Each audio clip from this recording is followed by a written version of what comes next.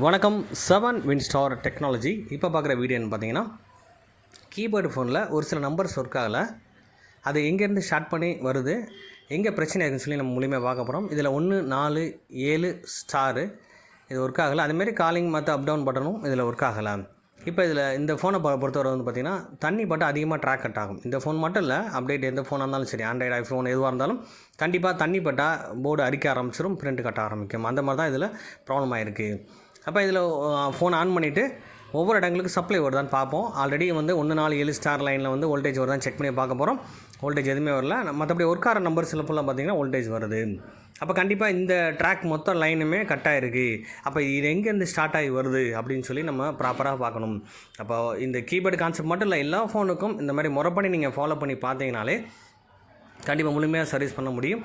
இதோட track line எங்கேருந்து எங்கே ஸ்டார்ட் ஆகி வருதுன்னு சொல்லி நம்ம பார்க்க போகிறோம். நம்ம போர்டை நம்ம ரிமூவ் பண்ணிக்கிறோம். ரிமூவ் பண்ணிவிட்டு எந்த ட்ராக் எங்கேருந்து வருது, எங்கே கட் ஆகிருக்கு அப்படின்னு சொல்கிறத முழுமையாக தெரிஞ்சுக்கிட்டு அதுக்கப்புறம் நம்ம ப்ராக்டிக்கலாக என்ன கான்செப்டோ அதை செய்ய போகிறோம் நம்ம. அப்போ இந்த ட்ராக் வந்து இங்கேருந்து நான் அந்த பிரிண்ட் பார்த்துருக்கேன். இந்த ட்ராக் லைன் இங்கேருந்து ஃபாலோ பண்ணி பேக் சைட் ட்ராக் வருது.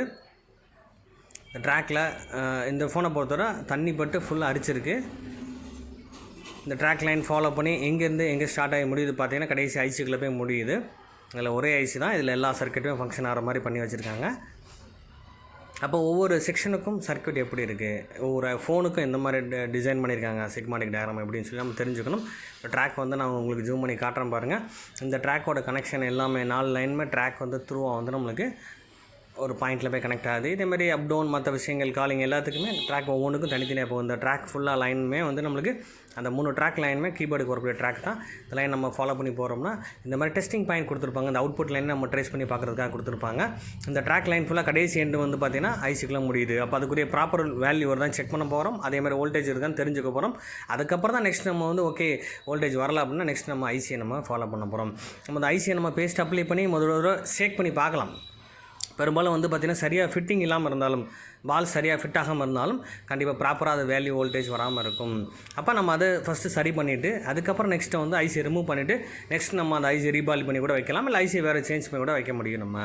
இப்போ அந்த ஐசியை ஜஸ்ட் நம்ம லேசாக ஹீட் பண்ணி பார்க்க போகிறோம். ஷேக் பண்ணி பார்த்தோம் சரி வரல அப்படின்னா நெக்ஸ்ட் ஸ்டெப்பு நம்ம வந்து ஐசியை ரிமூவ் பண்ணி நம்ம ஃபாலோ பண்ணலாம். இப்போ நான் ஜஸ்ட் ஒரு தடவை ஷேக் பண்ணி பார்த்தேன். இருந்தாலும் அந்த ரிசல்ட் வந்து கண்டிப்பாக ஃபெயிலியராக தான் இருந்துச்சு. சரியாக வந்து ப்ராப்பராக அந்த வேல்யூ வோல்டேஜ் எதுவுமே கிடைக்கல. அப்போ நெக்ஸ்ட் நம்ம வந்து ஐசியை ரிமூவ் பண்ண போகிறோம். ரிமூவ் பண்ணதுக்கப்புறம் ப்ளஸ் என்னென்ன எந்த மாதிரி விஷயம் ஃபால்ட் ஆகிருக்குன்னு சொல்லி கன்ஃபார்ம் பண்ண போகிறோம்.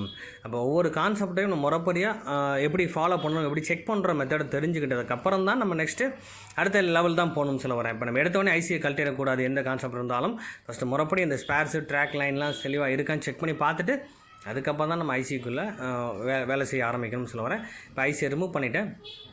ரிமூவ் பண்ணதுக்கப்புறம் அந்த ட்ராக் லைன், அதாவது நம்ம ஆல்ரெடி கட்டான லைனுக்குரிய கனெக்ஷன் சரியாக இருக்கான்னு சொல்லி நம்ம பார்த்துக்கணும். இப்போ நம்ம அதை வந்து நம்ம திரும்ப வந்து அந்த பால்ஸை கிளியர் பண்ணிவிட்டு விக்கை வச்சு நம்ம கிளியர் பண்ணுறோம். பேஸ்ட் அப்ளை பண்ணி விக்கை வச்சு நம்ம கம்ப்ளீட்டாக அந்த பால்ஸை சமப்படுத்துகிறோம். சில 1 2 பால்ஸ் ஹைட்டாக இருந்தாலும் அந்த மாதிரி கான்டாக்ட் இல்லாமல் இருக்க வாய்ப்பு இருக்கும், இல்லை சிலது கட்டாக கூட இருக்க வாய்ப்பு இருக்கும். இந்த ஃபோனை பொறுத்தவரை ஃபுல்லாக தண்ணி போட்டு அரிச்சிருந்தனால அந்த ட்ராக் வந்து பெரும்பாலும் கட்டாக இருந்தது. உங்களுக்கு தெளிவாக உங்களுக்கு காமிக்கிறேன் பாருங்கள். இந்த இடத்துல ஃபுல்லாக அந்த 4 ட்ராக்குமே வந்து கீபோர்டுக்கு வரக்கூடிய லைன் ட்ராக் கட்டாக இருக்குது. அந்த ட்ராக் சரி பண்ணுறதுக்கு இந்த மாதிரி மேஜிக் டேக்ஸ் கொடுத்துருப்பாங்க, இந்த ஸ்டிக்கர்ஸ் இருக்கும். இதை நம்ம வச்சு நம்ம வந்து பண்ணலாம். ஆல்ரெடி வந்து ஸ்ப்ரிங் மாதிரி வச்சு பண்ணுவாங்க, ஜம்பர் லைனை வச்சு. அது பண்ணுறதோட இது ஈஸியாக இருக்கும், பெட்டராக இருக்கும். எந்த லைன் எந்த சைஸ் வேணுமோ அந்த சைஸ் கண்டிப்பாக இதில் கிடைக்கும். அந்த சைஸ் தகுந்த மாதிரி நம்ம அழகாக ஃபிக்ஸ் பண்ணி நம்ம ப்ராப்பராக இந்த ஒர்க்கை ஈஸியாக பண்ண முடியும்னு சொல்ல வரேன். ரொம்ப கஷ்டப்பட வேண்டிய அவசியம்லாம் நம்ம மைனூட்டாக இருக்கும். மைக்ரோஸ்கோப் யூஸ் பண்ணி நம்ம தெளிவாக மைனூட்டாக நம்ம பொறுமையாக எடுத்து நம்ம ஒன்றா வச்சு ஃபிக்ஸ் பண்ண வேண்டியிருக்கும். இந்த கான்செப்ட்டுக்காக தான் இந்த வீடியோஸை பண்ணுறேன் நான். இந்த மாதிரி ஒவ்வொருத்தரும் ப்ராக்டிக்கலாக, இப்போ நம்ம கிளாஸை பொறுத்தவரை இந்த மாதிரி ட்ரிக்ஸ் கான்செப்டை வந்து ப்ராக்டிக்கலாக செஞ்சு காட்டுவோம். அதேமாதிரி ப்ராக்டிக்கலாக டெமோ கான்செப்ட், அதாவது நீங்களும் அதேமாதிரி ட்ரை பண்ணி பார்க்க வேண்டியிருக்கும். அப்போ போர்ட்லேருந்து பிரிண்ட்டை ரிமூவ் பண்ணி, சில ஃபோனில் வந்து அந்த மாதிரி பிரிண்ட் இருக்கும், அந்த பிரிண்ட்டை ரிமூவ் பண்ணி கூட நம்ம ஒரு ஃபோனில் வந்து அப்ளை பண்ண சொல்லுவேன் நான். அதேமாதிரி இந்த மாதிரி ஜம்பர் ட்ராக்கை வச்சு நம்ம பண்ண முடியும்னு சொல்ல வரேன். இது வந்து ஈஸியாக இருக்கும், மற்ற கான்செப்டோட இது பெட்டராக இருக்கும். அதை உங்களுக்கு ஈஸியாக செக் பண்ணி காட்டுறேன் பாருங்கள். மைனூட்டாக அதை சால்ட்ரிங் பண்ண ட்ரை பண்ணணும். அப்போ எவ்வளோ டெம்பரேச்சர் ஹீட் வைக்கணும்னு சொல்லி தெரிஞ்சுக்கணும், எந்த மாதிரி பேஸ்ட் யூஸ் பண்ணணும் தெளிவாக தெரிஞ்சுக்கணும். இதெல்லாம் நீங்கள் ப்ராப்பராக ஃபாலோ பண்ணால் பெட்டராக ஸ்டடிஸ் பண்ண முடியும்.